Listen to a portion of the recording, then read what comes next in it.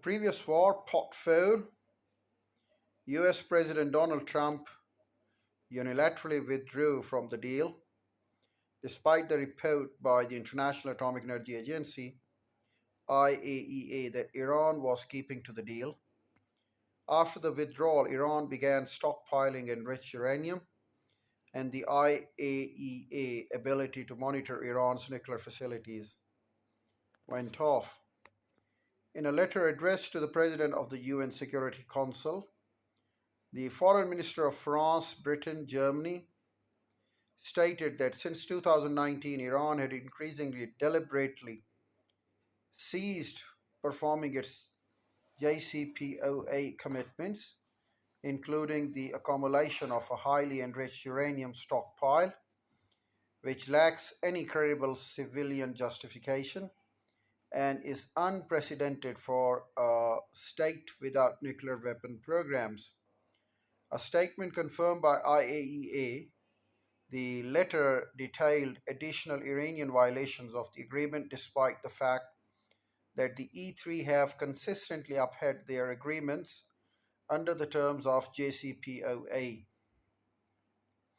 In March 2025, US Director of National Intelligence Tulsi Gabbard testified that the US intelligence community assessed that Iran is not building a nuclear weapon.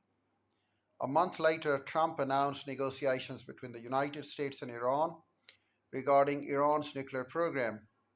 The White House declared that Iran had 2 months to secure a deal, which expired the day before Israel's strikes.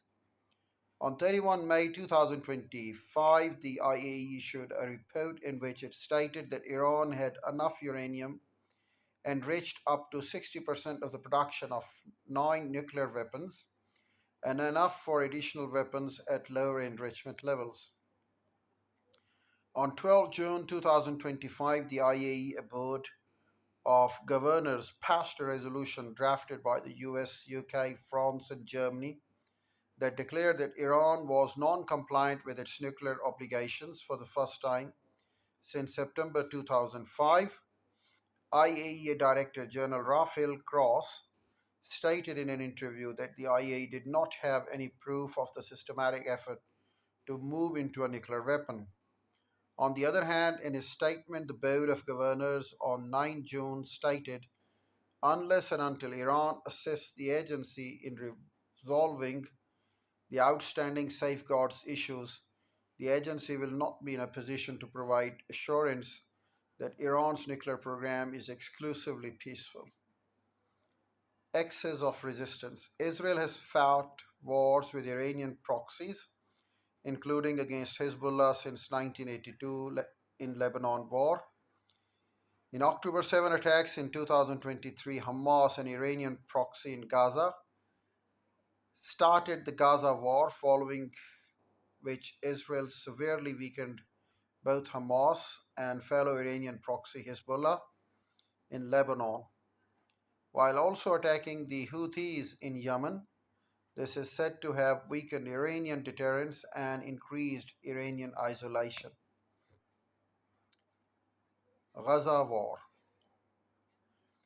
Israel's strikes on Iran came against the backdrop of its ongoing war with Iran aligned Hamas in Gaza and a broader escalation of its military actions across the region, including Israeli military activity in Lebanon, Yemen, Syria, and occupied West Bank. They also came in context of a risk famine and humanitarian crisis in the Israeli blockaded Gaza Strip that a growing number of the scholars and human rights organizations have described a genocide. In the weeks leading up to the Israel attacks, the Israeli government faced international pressure over the high risk of famine in Gaza and killing of civilians. Even Israeli allies in Europe had become critical of the starvation in Gaza, and the EU had announced it would reconsider its free trade deal with Israel. Political scientists stated that the attack on Iran provided distraction from Israel's actions in Gaza. Uh, Nasserine Malik said attack was an attempt by Israel to bring Europe, alienated by Israel's action in suffering in Gaza, back to its side.